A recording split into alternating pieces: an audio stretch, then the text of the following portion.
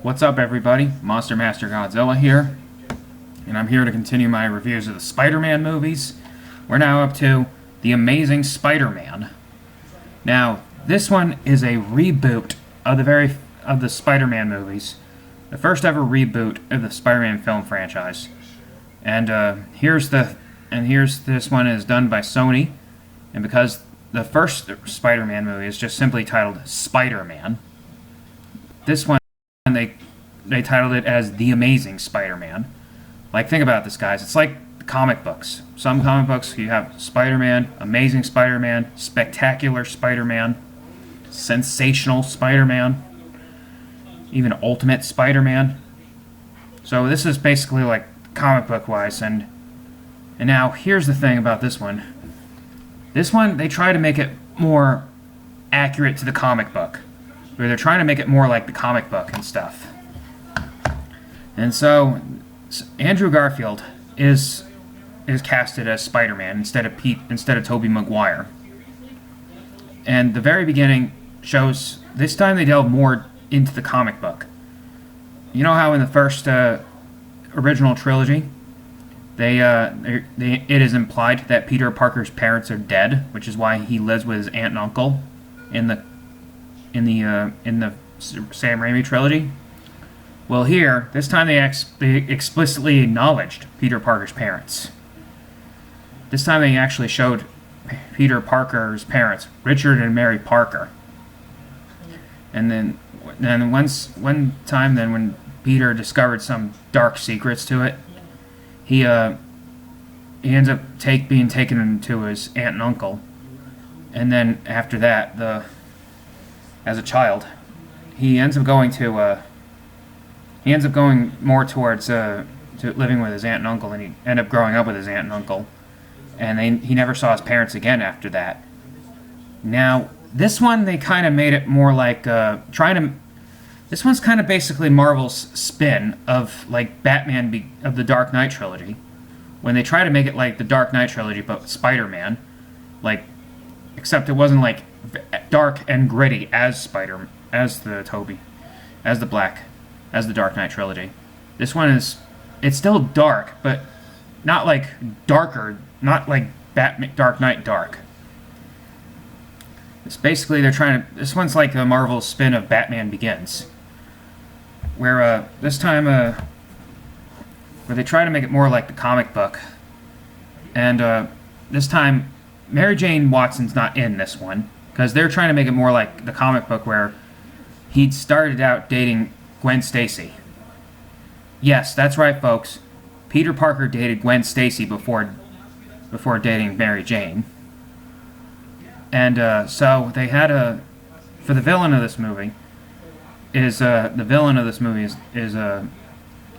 Dr. Connors, aka when he became the Lizard, played by Rhys Ifans, I'm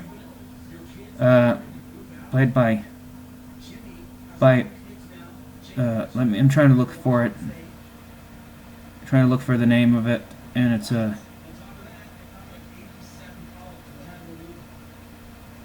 to find the name of that one, and it says by Rhys Ifans. That's the name, and he ends up working at Oscorp, which Oscorp is in this one, and Norman Osborn was mentioned, but he was not seen, nowhere to be seen, but said that he was sick and dying. And so then when Peter snuck into the Oscorp, he ends up getting bitten by a spider, just like the original. The only difference here is that, of course, the spider's radioactive. The only difference is that he didn't form web shooting abilities after getting bitten by a spider. He only formed spider strength, spider sense, and wall crawling. That's all he got when he was bitten by a spider. So when he discovered his abilities, he ends up having some moments where he accidentally ripped a girl's shirt off, and it was by accident. So then he realized that he has no control of himself, where he accidentally was holding on to something because he formed spider wall crawling ability with sticking powers. And he has a rough relationship with his aunt and uncle, which Uncle Ben was played by Martin Sheen in this one, and Sally Field plays Aunt May.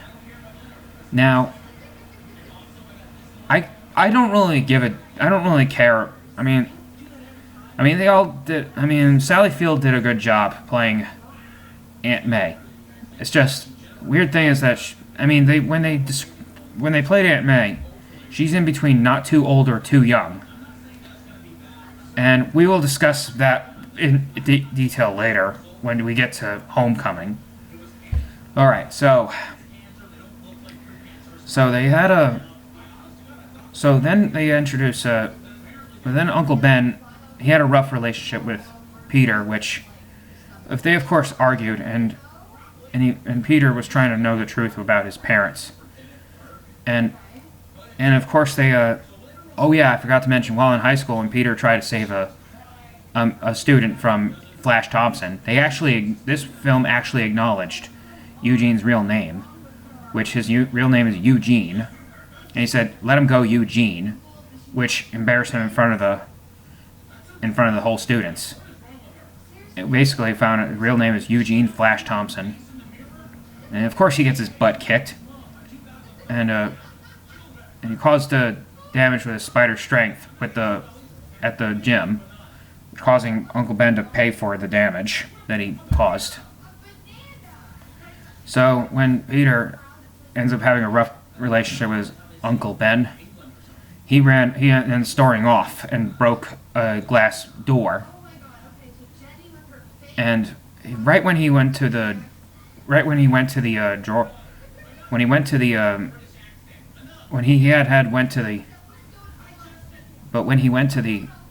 grocery store, a convenience store, to get milk, he found out he was short on cash. But then the cashier gave him a hard time, and he ends up saying not his problem. But then a robber shows up. He had shoulder-length blonde hair with sunglasses, and he had a star tattooed on his wrist. And so then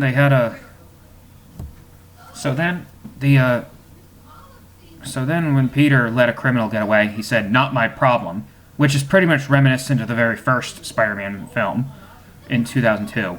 You know how the fight promoter said, like, "I missed the part where that's my problem"? Peter did get smart with him with saying, "I missed the part where that's my problem." So then he let a criminal get away, and like the original, he let a criminal get away, and that same criminal ends up shooting his Uncle Ben. So that's pretty much it. And he got a wanted poster on that criminal that he let get away, described to have shoulder-length blonde hair, sunglasses, and a star tattooed on his wrist. And so Peter ends up was prepared. Instead of the comic book where they have him a wrestler, they skipped the wrestling. They skipped the wrestler storyline where Peter was a short time wrestler. So then he ended up wearing a red mask with sunglasses and with a beanie, and he ended up going after a lot of criminals with shoulder-length blonde hair and sunglasses. He ended up going after different criminals with shoulder-length blonde hair and sunglasses. And in between all that, he made his Spider-Man costume. In the very first Spider-Man movie with Tobey Maguire, they didn't actually show him making the costume. It was implied. Where this time they explicitly showed Peter making the costume. And he actually built his web shooters. That's right, folks. In Spider-Man comic lore, he actually had web shooters, not organic webbing, because that's actually not organic webbing. This one's more like where they made it more true to the comic book. Andrew Garfield is more accurate to the comic than Tobey Maguire. So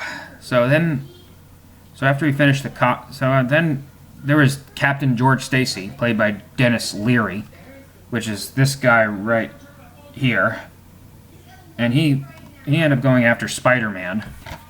He ended up chasing after Spider-Man, and then he ended up chasing after Spider-Man, and he had moments where he ended up having an arrest warrant for Spider-Man. So yes, like Batman Begins, the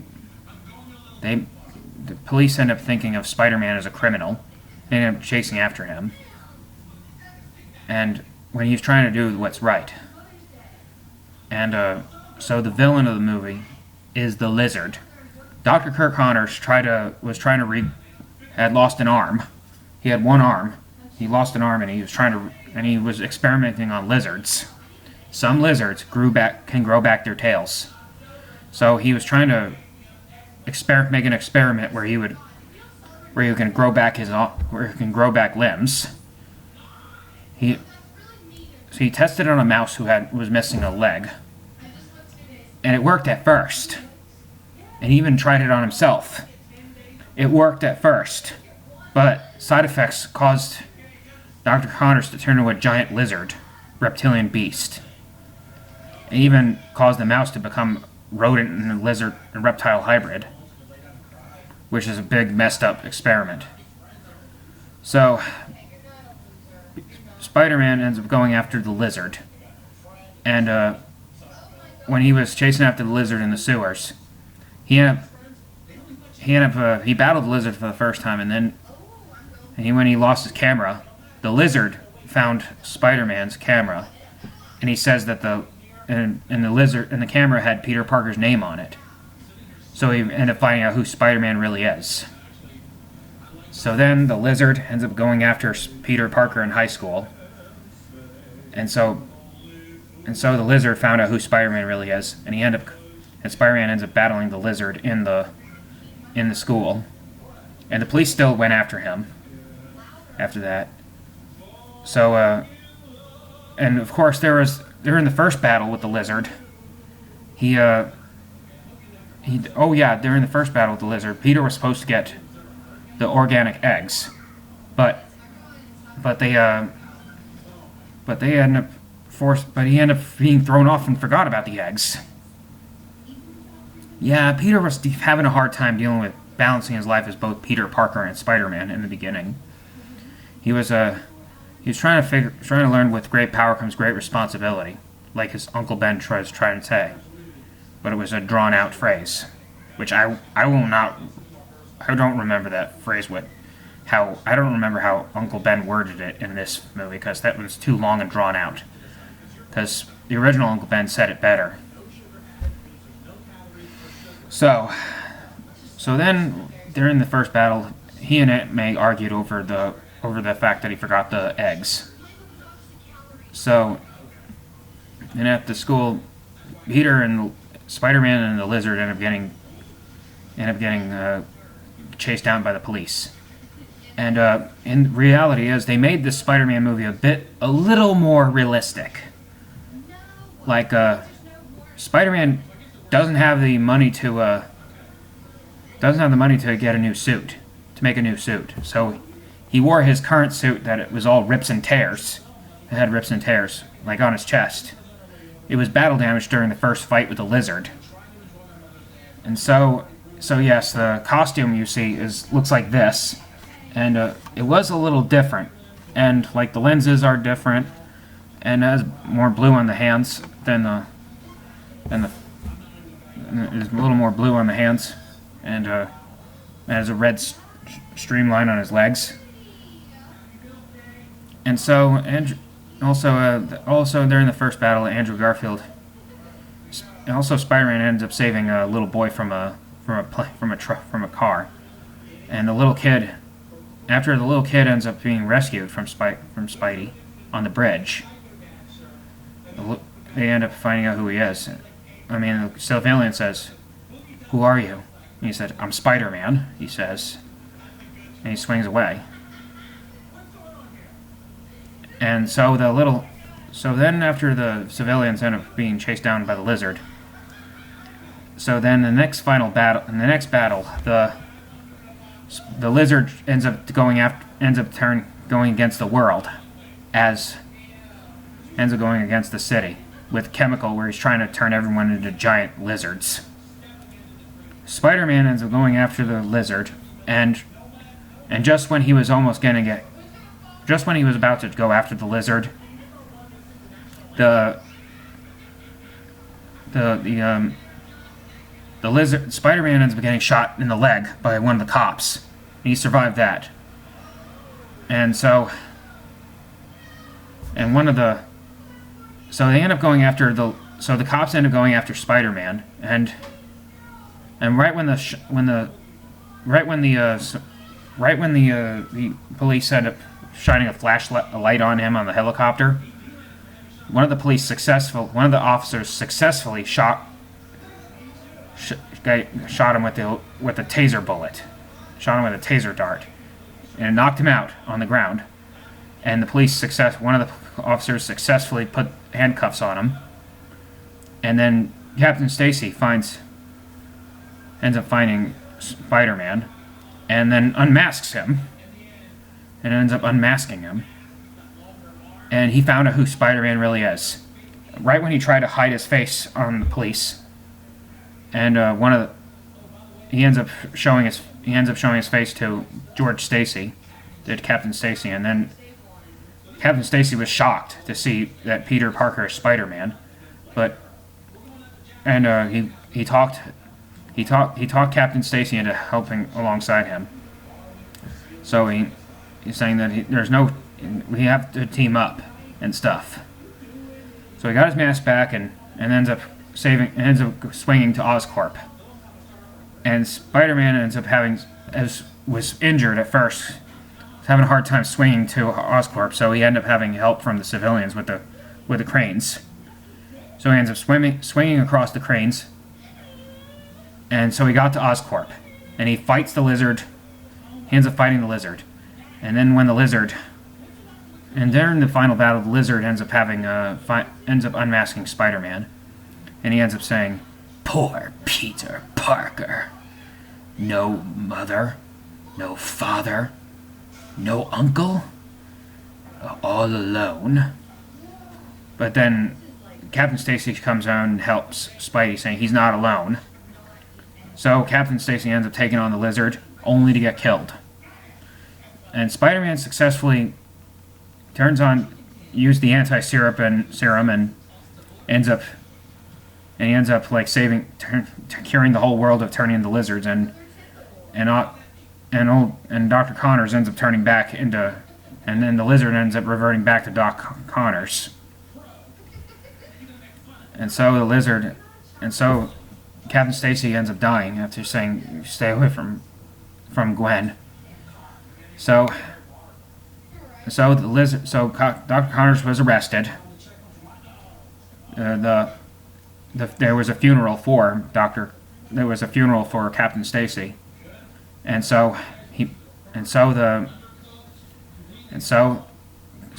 Peter ends up making promises to George Stacy to stay away from Gwen, and so him and Gwen end up splitting up temporarily. So they distance themselves from all the problems from the funeral they've had. And so, in the final battle, after the final battle's over, Peter successfully got the organic eggs for Aunt May. So then they ended it. So then it ended where Peter finally became the hero as Spider-Man. It ends where he had a final swing, where he ends up going after a police chase. And that's the very end of that one. What really pissed me off is that he ended up forgetting about the Uncle Ben's killer. Yeah, that pissed me off. He never found the killer he never found the killer, Uncle Ben's killer. Which, I didn't like the direction they went in that part of the film. That's one part of the film that I didn't like, is that they made Peter forget about going after Uncle Ben's killer and have him focus on taking on the lizard. That really kind of annoyed the hell out of me. So, sorry folks, for those who are hardcore Spider-Man fans and who are fans of Andrew Garfield, I'm sorry. The Tobey Maguire Spider-Man movie had a better origin story. I'm sorry. Just saying. So, and the music in this movie is amazing.